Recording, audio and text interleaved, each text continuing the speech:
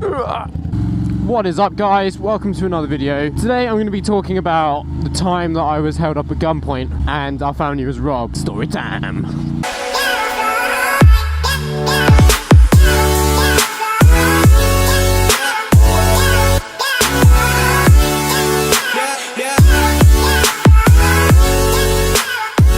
Story today. Now this is not a really like an easy story to tell, honestly, because it was a bit of a shitty experience. In case you didn't know, in case you're new to the channel or whatever, I actually grew up in Africa. So I live in the UK now, but I grew up in Kenya in Africa.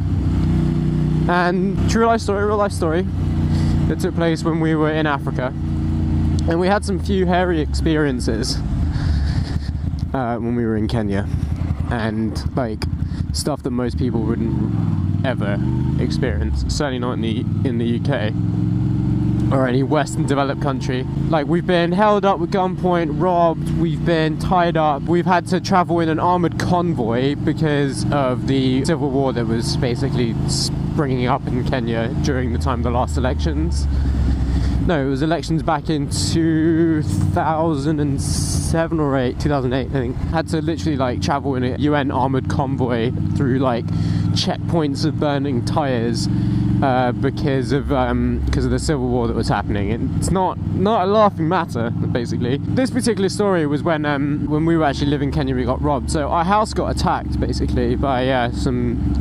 They called them gangsters out in Kenya, but they're just basically just like idiots with guns, basically. We lived in this fairly expensive area of Nairobi, the capital city. We had a large house. Like, to be fair, we had a large house. In Kenya, you can buy a 3-story house with huge amounts of land, swimming pool, tennis courts.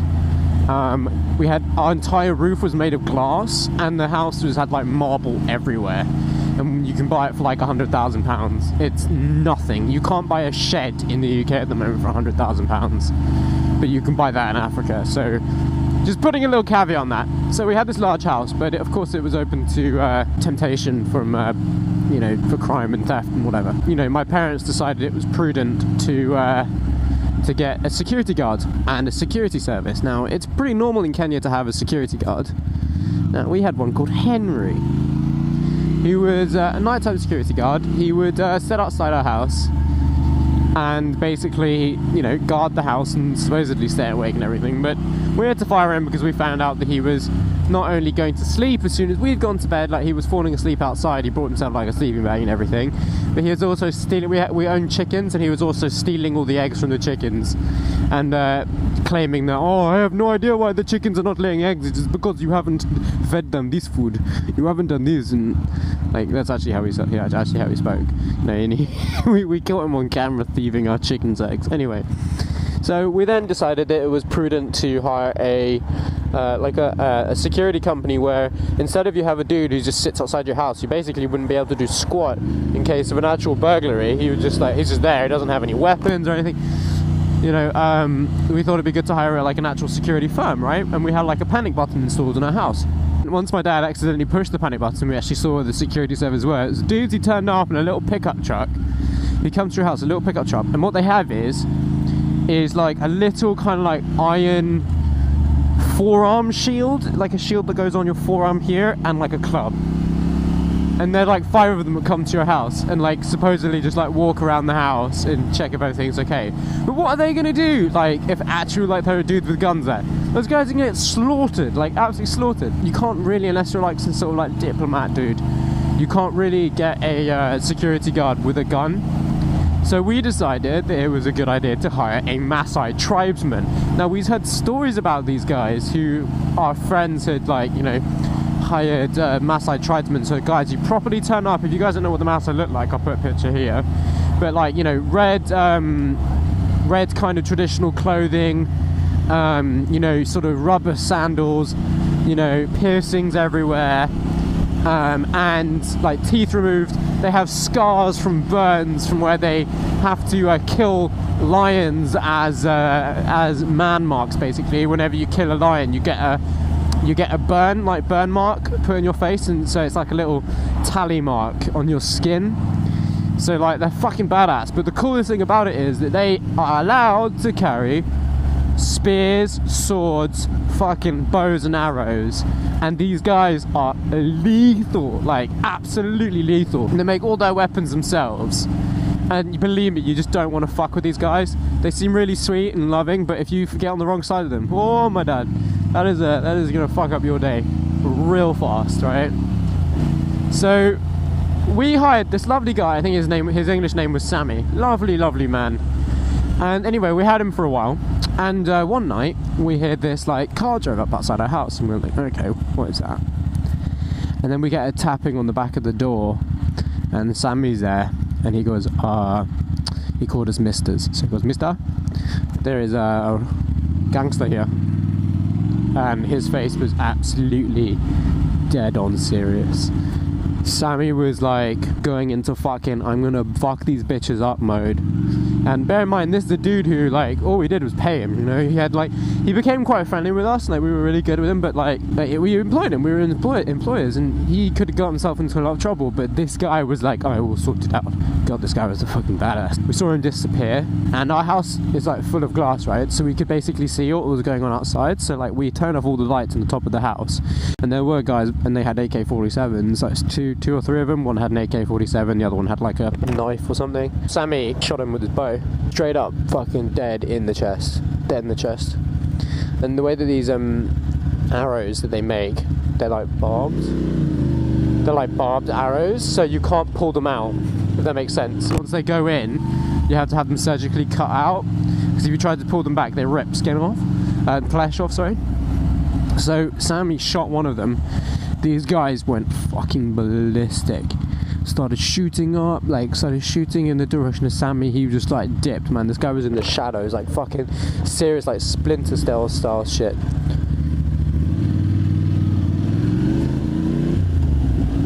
It was incredible. It's kind of fucked up now you think about it, but also really kind of cool, because those guys, man, like, we've heard stories of people who really get themselves hurt by these people. The way that he was bleeding, man, he was fucking deaded.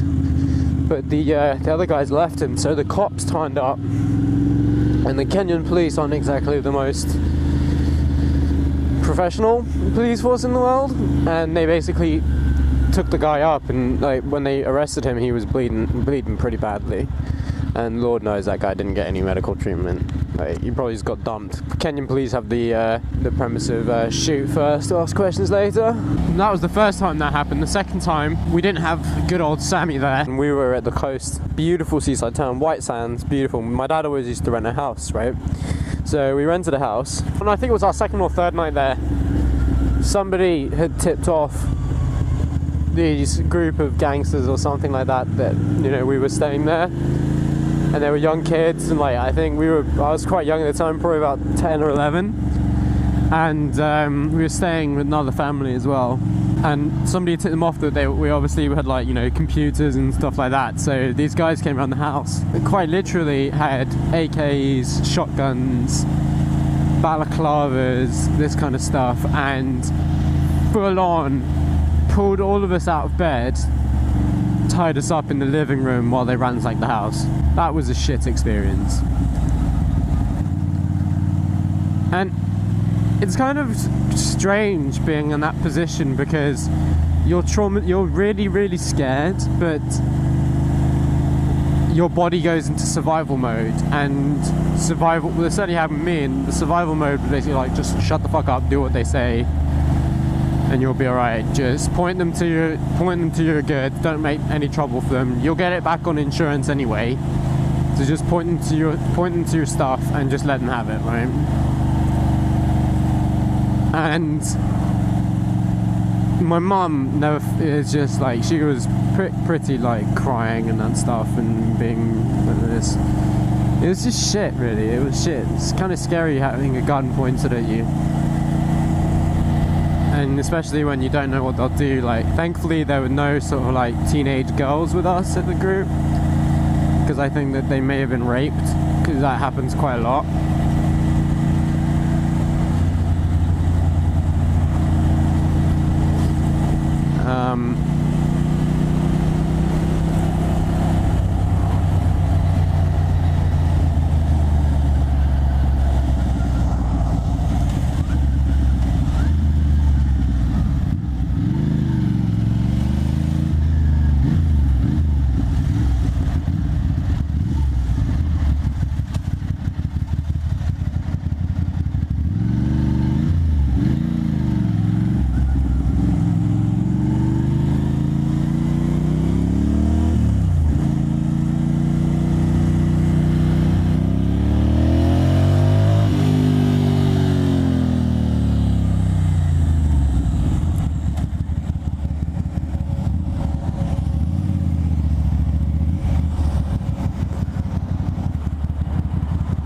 So yeah, thankfully there were no teenage girls there. That is a beautiful car.